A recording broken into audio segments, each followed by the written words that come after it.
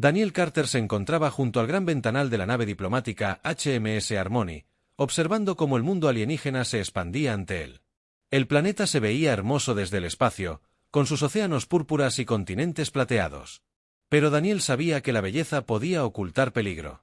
Había sido el principal diplomático de la Tierra durante 15 años, y esta misión podría ser la más importante hasta la fecha. El Imperio Ceprian controlaba más de 300 sistemas estelares, y sus ejércitos habían conquistado docenas de razas alienígenas más pequeñas. Eran antiguos, poderosos y orgullosos de su fuerza. Durante los últimos 5 años, se habían estado acercando al espacio humano, y todos en la Tierra estaban preocupados por lo que sucedería después.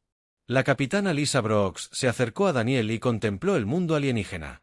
Era una buena capitana y había volado misiones diplomáticas antes, pero esta se sentía diferente.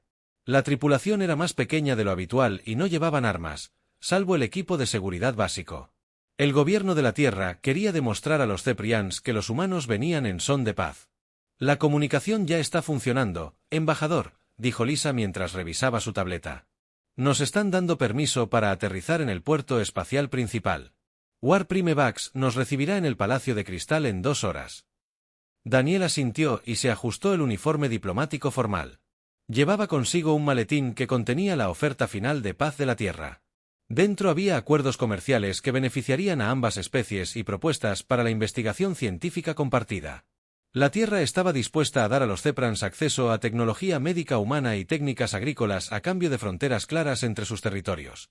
El Dr. Kevin Walsh se unió a ellos en la ventana. Era el experto del equipo en biología alienígena y había estudiado a los Ceprians durante años. Kevin estaba emocionado de finalmente conocerlos en persona y esperaba aprender sobre su ciencia y cultura. Creía que la comprensión entre especies comenzaba con la curiosidad y el respeto. Sus ciudades son increíbles, dijo Kevin mientras descendían por la atmósfera. Miren esas torres de cristal. Deben tener más de 1 milla de altura. La ingeniería necesaria para construir algo así demuestra una habilidad increíble. La teniente Amy Foster revisaba el equipo de seguridad una vez más. Era la única militar del equipo y su trabajo era proteger a los diplomáticos si algo salía mal. A Amy no le gustaba tener un equipo tan pequeño en un mundo alienígena, pero sus órdenes eran claras. La Tierra quería mostrar confianza en el proceso de paz. El HMS Harmony aterrizó sin problemas en el puerto espacial cepriano. A través de las ventanas, pudieron ver a trabajadores alienígenas moviéndose entre extraños vehículos y máquinas.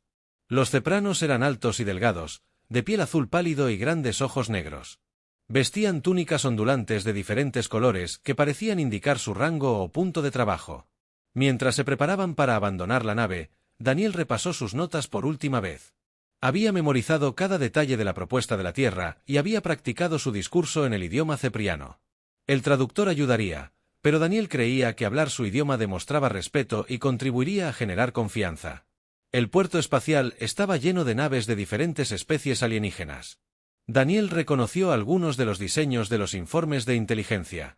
La mayoría de estas especies formaban ahora parte del Imperio Cepriano, ya sea por elección propia o por la fuerza. Se preguntó cuántos habrían intentado la diplomacia antes de aceptar el gobierno cepriano. Su escolta llegó.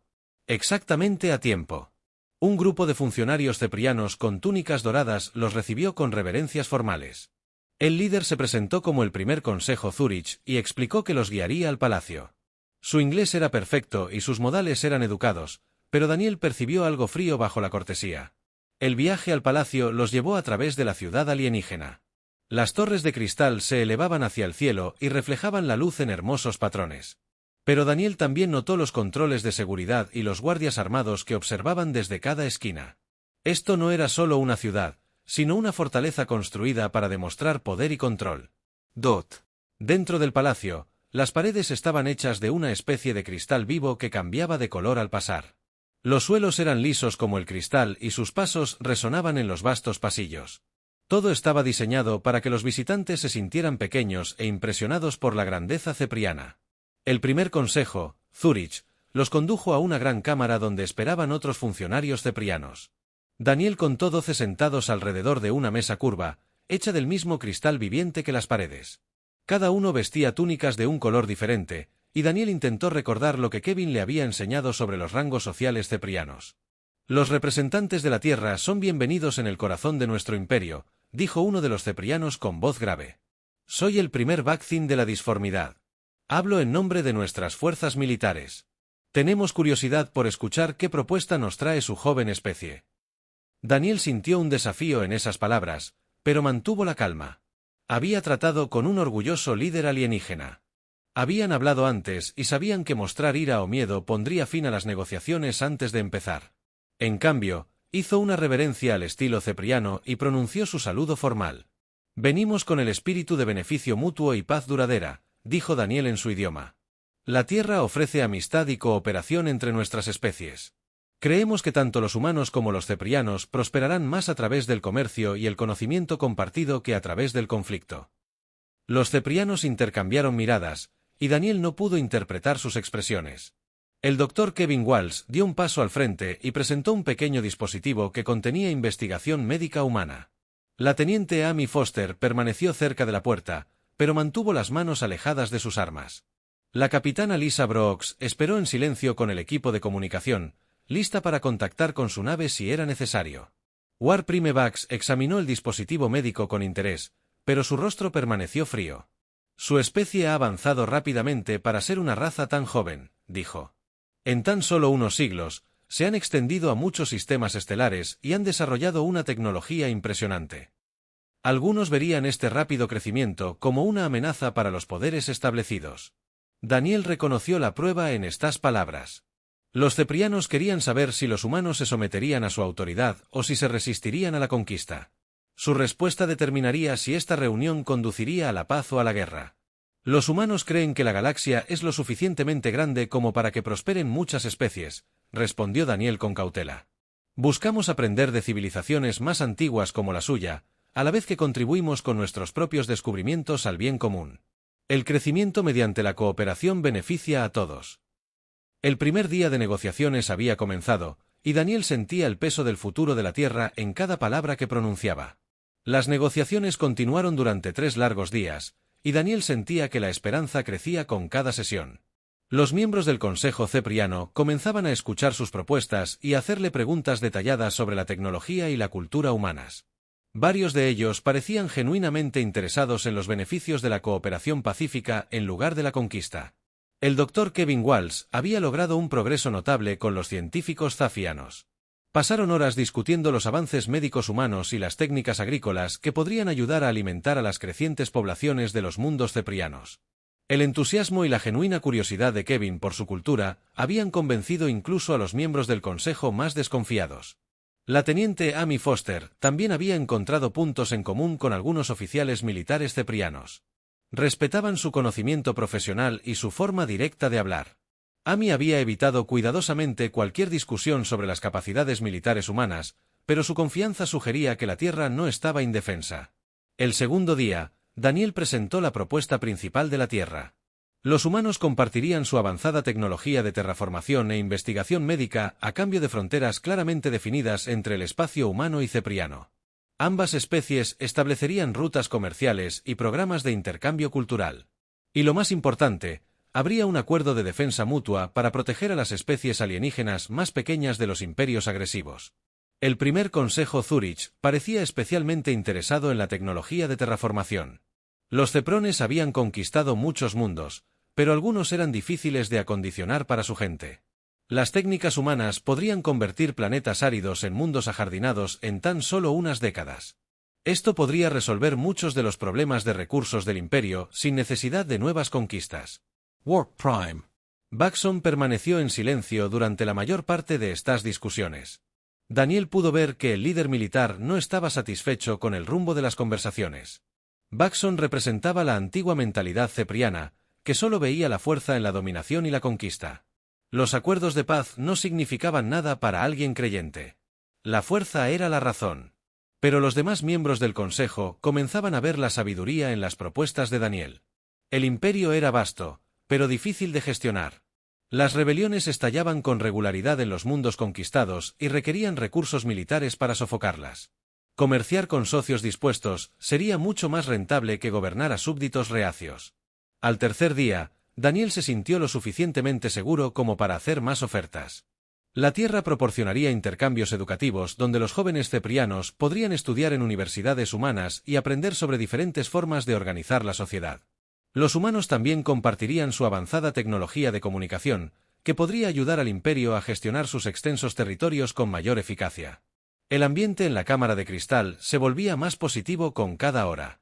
Daniel empezó a creer que podría lograr evitar una guerra entre humanos y ceprianos. La idea de regresar a la Tierra con un tratado de paz firmado lo llenó de orgullo y alivio. La capitana Lisa Brooks informó que varias naves ceprianas más habían llegado al sistema durante la noche. Esto era normal en negociaciones tan importantes, ya que varios funcionarios y líderes militares acudieron a observar las históricas conversaciones. Lisa mantuvo el HMS Harmony estaba listo para zarpar, pero no veía motivos de preocupación inmediatos. Todo cambió al cuarto día, cuando War Prime Buck llegó a la Cámara del Consejo con expresión sombría y noticias urgentes. Traía consigo lo que, según él, eran pruebas de engaño y traición humana. Los demás miembros del Consejo se reunieron alrededor de Bugs y mostraron imágenes en la mesa de cristal. Nuestros exploradores del espacio profundo han descubierto una instalación militar humana oculta. En el sistema Kepler 442, anunció Baxon con voz llena de ira. Este sistema fue declarado territorio neutral en nuestros acuerdos preliminares. La presencia de esta base demuestra que no se puede confiar en los humanos y que se están preparando para una guerra contra nosotros. Daniel sintió un vuelco al ver las imágenes. Reconoció la instalación de inmediato, pero sabía que Baxin estaba completamente equivocado sobre su propósito. La instalación era operada por el Instituto Civil de Investigación del Espacio Profundo y estudiaba las emisiones de púlsares de una estrella de neutrones cercana. No tenía ningún propósito militar. Baxin de guerra primaria. Ha habido un grave malentendido, dijo Daniel con la mayor calma posible. Esa instalación es una estación de investigación científica que estudia fenómenos astronómicos. Puedo proporcionar documentación completa de su propósito civil y podemos organizar equipos de inspección conjuntos para verificar esta información. Varios miembros del Consejo asintieron ante esta razonable sugerencia.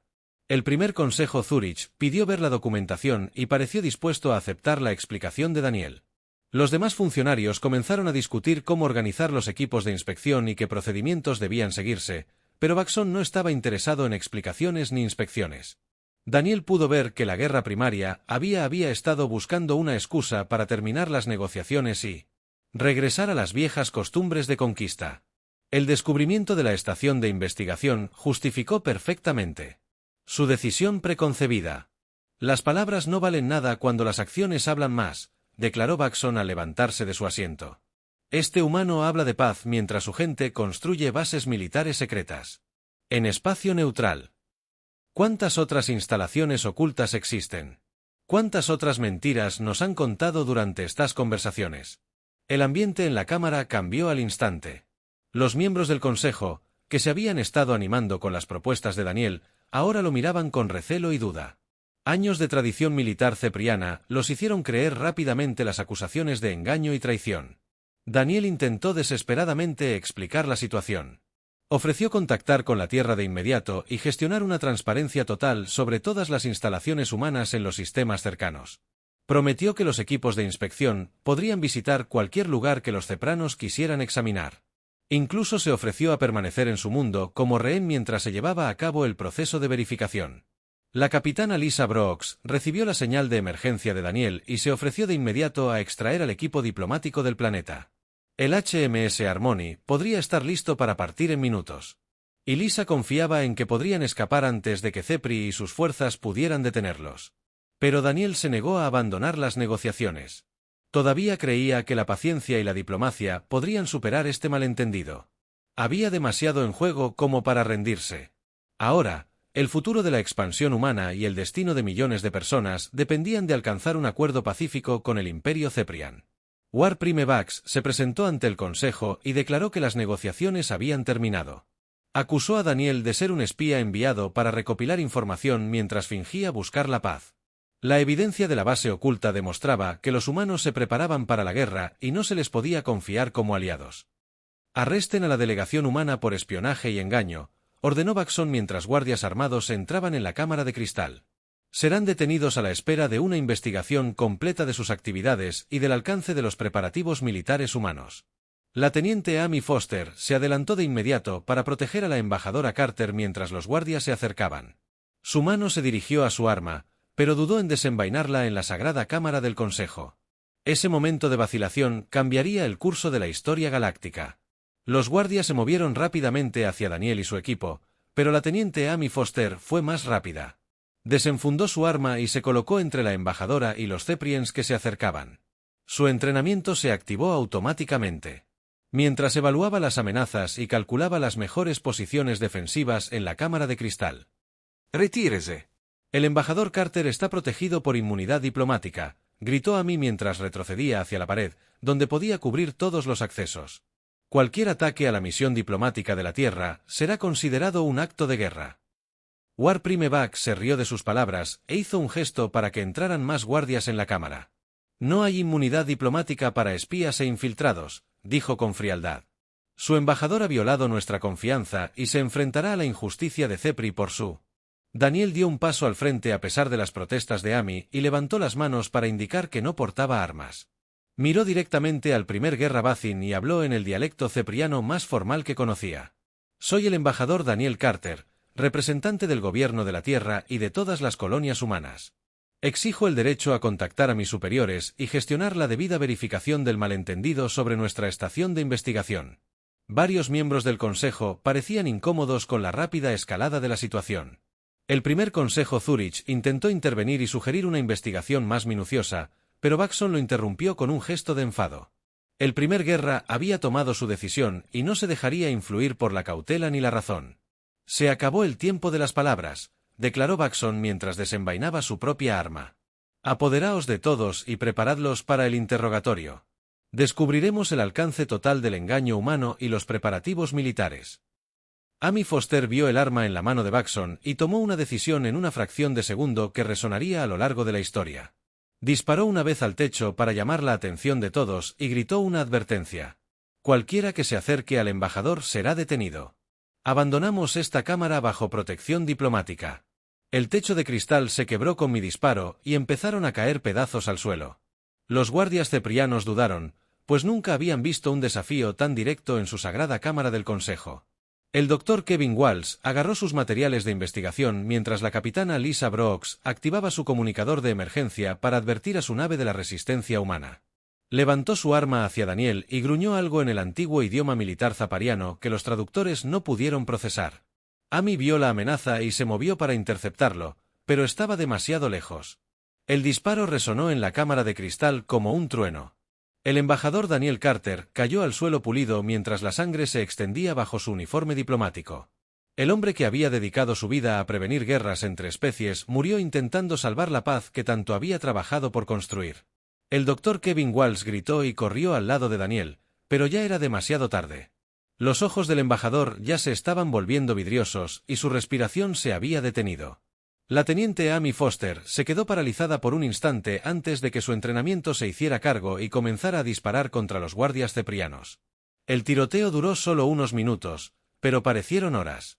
Amy logró herir a varios guardias antes de recibir impactos ella misma.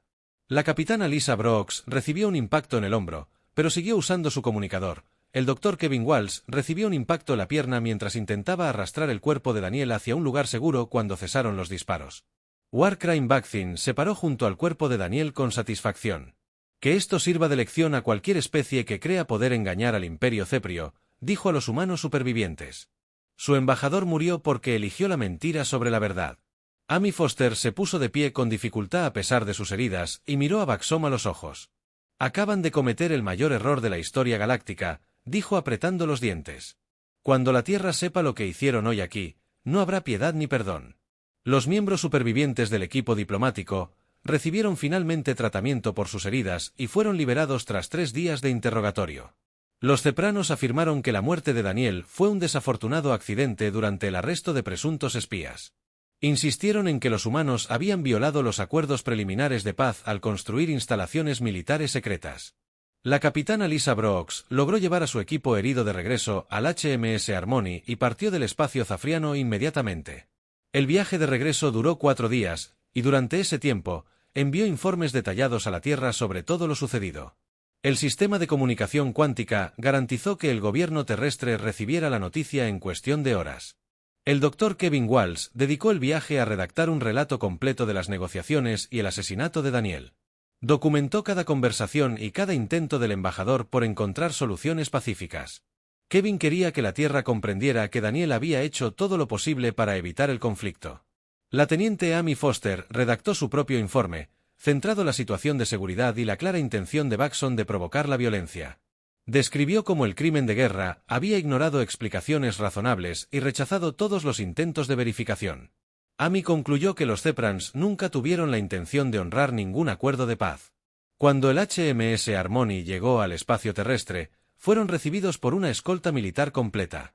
La almirante Patricia Hayes subió a bordo personalmente para informar a los supervivientes y revisar todas sus pruebas.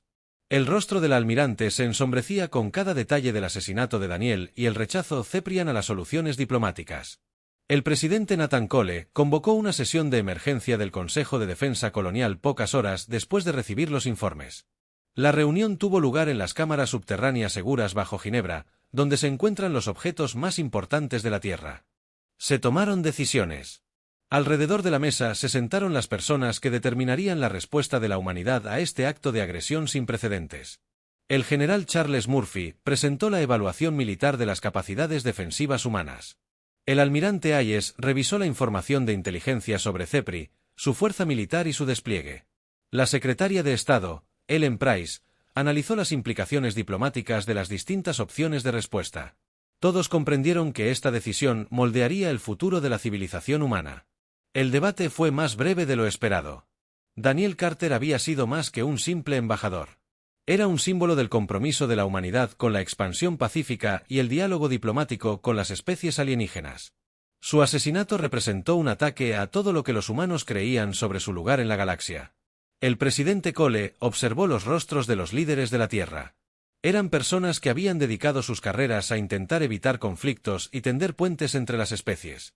Pero había límites que nunca se podían cruzar sin consecuencias. Daniel Carter murió intentando salvar la paz. El presidente Cole dijo en voz baja: los ceprianos decidieron asesinarlo en lugar de aceptarlo. Ellos han tomado su decisión, y ahora nosotros debemos tomar la nuestra. No habrá más advertencias ni más intentos de negociación. La era de la paciencia humana ha terminado. A las 24 horas de la decisión del presidente Cole, comenzó la transformación en todo el espacio humano. En Marte, los enormes astilleros Olympus pasaron de construir naves coloniales a producir naves de guerra con diseños que se habían mantenido en secreto durante décadas. Las fábricas automatizadas funcionaron sin descanso como planos que solo existían en secreto. Las bases de datos se hicieron realidad.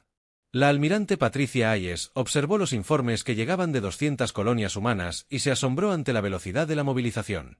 Cada instalación civil tenía capacidades militares ocultas que podían activarse en cuestión de horas.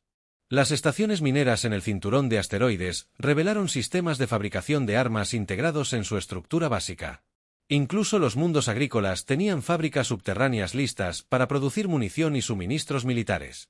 El capitán Hake Turner recibió su nueva asignación mientras comandaba un carguero cerca del sistema Próxima Centauri.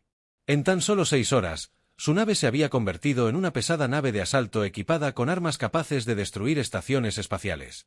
Hake había sido capitán mercante durante 10 años, pero su entrenamiento original fue con la Fuerza de Defensa Colonial y recordaba cada lección.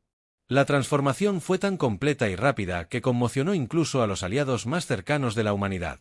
Los pacíficos comerciantes y exploradores que otras especies habían conocido durante generaciones se revelaron repentinamente como una maquinaria militar de una eficiencia aterradora.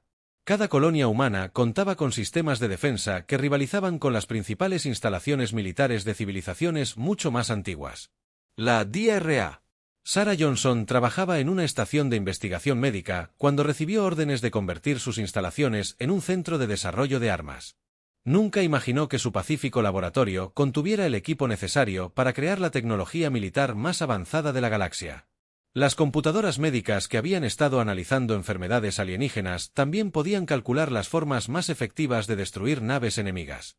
En la Tierra, las grandes plataformas de construcción orbital alrededor de la Luna comenzaron a producir naves como ninguna otra que la galaxia hubiera visto jamás.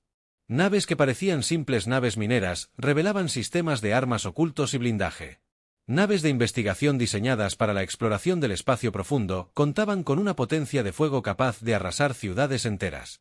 El engaño había sido tan completo que incluso los civiles humanos se sorprendieron por lo que su gobierno había construido. El almirante Hayes tomó el mando personal de la operación desde la recién lanzada nave de mando UTS Vengeance.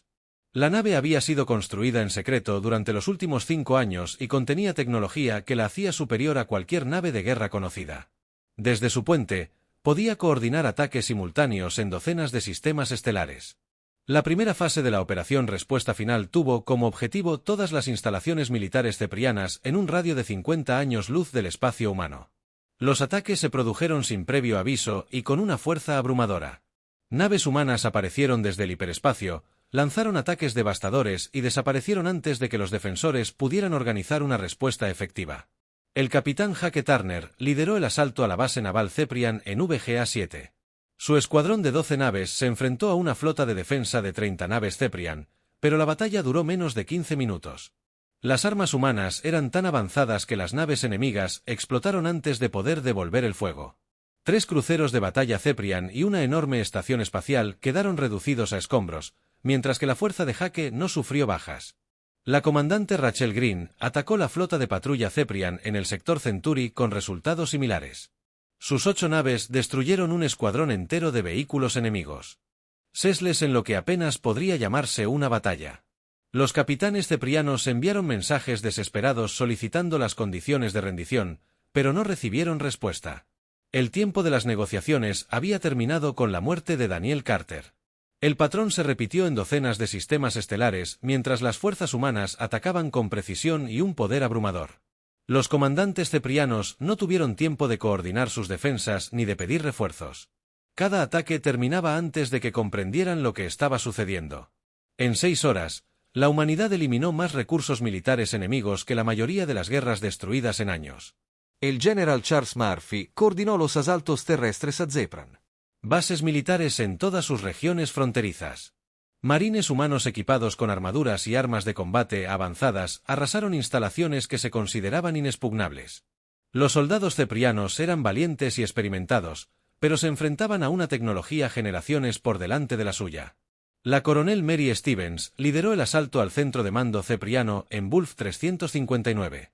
Su batallón de 200 marines se enfrentó a 3000 defensores, pero la batalla se decidió en los primeros 10 minutos. Los trajes de combate humanos proporcionaban una protección que las armas ceprianas no podían penetrar.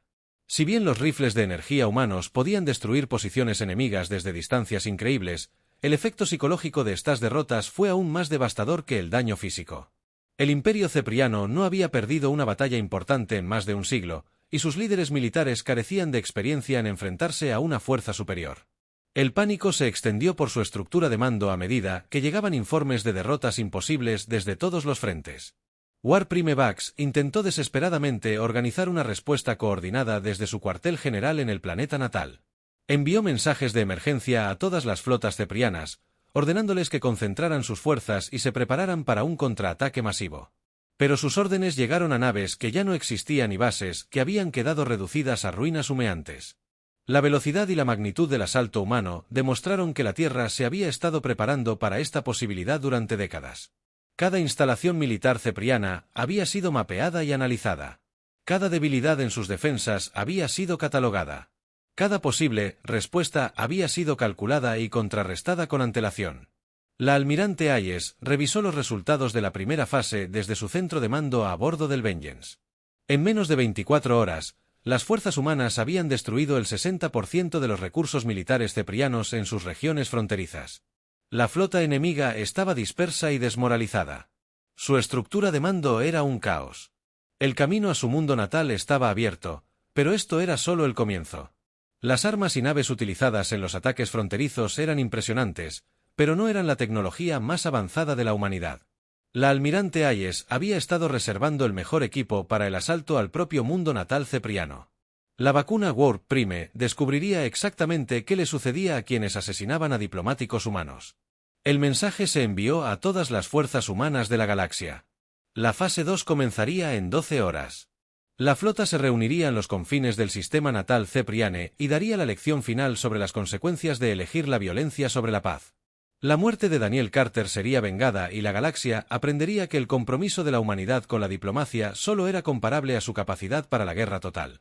El capitán Hake Turner recibió las órdenes para el asalto al mundo natal y sintió orgullo y tristeza. Orgullo de que la humanidad pudiera responder con tanta decisión a la agresión y tristeza de que se hubiera llegado a este punto. Daniel Carter se había esforzado mucho por evitar este desenlace, pero Baxon había elegido el asesinato sobre la paz. Ahora, el jefe de la guerra enfrentaría las consecuencias de esa decisión. La flota humana reunida en los confines del sistema natal Cepriane era diferente a todo lo que la galaxia había presenciado. La almirante Patricia Hayes comandaba 200 naves desde el puente de la UTS. Cada nave representaba la cima de la tecnología militar humana.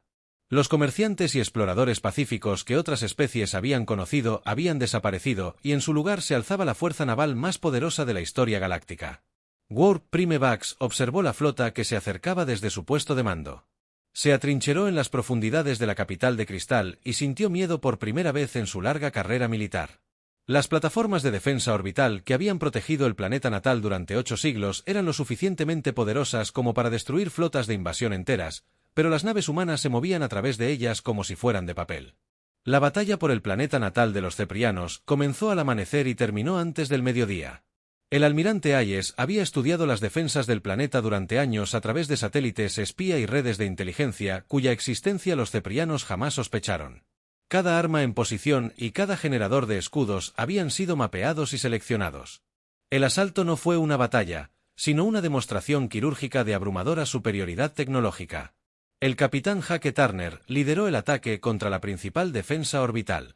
Se dirigió a la estación y observó con asombro cómo las armas de su escuadrón atravesaban escudos que se suponía impenetrables. La enorme estación de batalla, cuya construcción había llevado décadas, quedó reducida a escombros en menos de 5 minutos. Los defensores ceprianos enviaron desesperadas señales de rendición, pero Hake tenía órdenes de continuar hasta eliminar todos los objetivos militares. Las imponentes torres de cristal de la capital permanecieron intactas durante el asalto. El almirante Hayes había sido muy específico al evitar objetivos civiles. Esta no era una guerra de conquista ni de venganza, sino una lección sobre las consecuencias de asesinar diplomáticos. El pueblo cepriano sobreviviría, pero su ejército sería completamente destruido. El grupo de trabajo de la comandante Rachel Green eliminó la red de defensa planetaria en el hemisferio norte. Mientras la coronel Mary Stevens lideraba asaltos de marines contra instalaciones militares terrestres, los soldados ceprianos lucharon con valentía, pero sus armas eran inútiles contra los blindados de combate humanos y sus fortificaciones se derrumbaron bajo el ataque de las armas de energía humanas. Warp. El primer Baxon intentó coordinar la defensa desde su centro de mando subterráneo, pero sus comunicaciones estaban siendo interferidas por sistemas humanos de guerra electrónica. Una a una, sus bases militares quedaron en silencio al ser capturadas o destruidas por fuerzas que no podía ver ni rastrear. Los humanos se movían con una precisión que sugería que conocían cada detalle de la organización militar zafriana. El final. Llegó cuando la coronel Mary Stevens y sus marines irrumpieron en el búnker de mando a través de pasadizos secretos que deberían haber sido imposibles de encontrar. Baxon se encontró rodeado de soldados humanos, cuyos trajes de combate los hacían parecer demonios mecánicos. Buscó su arma, pero se detuvo al ver a la teniente Amy Foster entre los marines. Amy se había ofrecido voluntaria para esta misión. A pesar de las heridas del incidente de la embajada, quería estar presente cuando Baxon enfrentara la justicia por el asesinato del embajador Carter. El primer guerra parecía mayor y más asustado de lo que recordaba. Pero Amy no sentía ninguna compasión por el alienígena que había elegido la violencia en lugar de la paz. Los Baxinu de War Prime están bajo arresto por el asesinato del representante diplomático de la Tierra, el coronel Stevens, anunciado mientras sus marines aseguraban el centro de mando. Será llevado ante el almirante Hayes para responder por sus crímenes contra la paz y la civilización galácticas. El viaje a la nave insignia del almirante Hayes se realizó bajo fuerte custodia. Baxen esperaba ser ejecutado de inmediato, pero el humano parecía decidido a seguir los procedimientos legales adecuados, incluso en medio de una operación militar. Fue llevado al Puente de la Venganza, donde el almirante Hayes lo esperaba con un tribunal formal de oficiales humanos. ¿Con qué derecho reclama autoridad sobre el Imperio Ceprian?, preguntó Baxon mientras lo llevaban ante el almirante. Somos una antigua civilización que gobernaba las estrellas cuando su especie aún se arrastraba por el barro en un solo planeta. El almirante Hayes miró al alienígena que había destruido cualquier posibilidad de paz entre su especie y solo sintió una fría determinación. Tenía derecho a elegir la diplomacia cuando el embajador Carter le ofreció amistad y cooperación. Ella respondió con una voz que resonó por todo el puente. Elegiste asesinarlo. Ahora vivirás con las consecuencias de esa decisión mientras te permitamos vivir. La conversación se transmitió por todo el sistema Zepran y a todos los mundos habitados de la galaxia. El almirante Hayes quería que todos comprendieran exactamente por qué la humanidad había abandonado su enfoque pacífico y qué sucedería con cualquier especie que eligiera la agresión en lugar de la diplomacia en el futuro. El Imperio Zafiano se rindió incondicionalmente a las 6 horas de la captura de Baxon. A sus comandantes militares restantes no les quedaban naves con las que luchar ni esperanzas de victoria contra la flota humana. Las especies cliente que habían servido al Imperio durante siglos comenzaron de inmediato a negociar acuerdos de paz por separado con la Tierra. En las semanas siguientes, un nuevo orden emergió en toda la galaxia. La humanidad estableció el Consejo Galáctico para la Imposición de la Paz, con sede en la Tierra y sucursales en una docena de mundos importantes. El mensaje era claro y simple: las especies que eligieran la cooperación y el desarrollo pacífico también encontrarían a los humanos. Sean aliados generosos, mientras que quienes optaron por la conquista y la violencia se enfrentarían a una respuesta militar inmediata y abrumadora. Los mundos esclavistas que habían sido conquistados por los cepranos se vieron liberados por fuerzas humanas que no pedían nada a cambio y aceptaban la seguridad de que se gobernarían pacíficamente. Civilizaciones enteras que habían vivido bajo la opresión cepriana durante generaciones descubrieron repentinamente el significado de la libertad. El presidente Nathan Cole se dirigió a la galaxia desde las escaleras del recién construido monumento al embajador Daniel Carter. Sus palabras fueron traducidas a miles de idiomas y transmitidas a todos los sistemas habitados. Les ofrecimos elegir entre la amistad y conquista, dijo mientras observaba a los representantes de cientos de especies. La mayoría de ustedes eligieron sabiamente, pero quienes no lo hicieron aprendieron que el compromiso de la humanidad con la paz siempre ha ido acompañado de nuestra capacidad para la guerra total.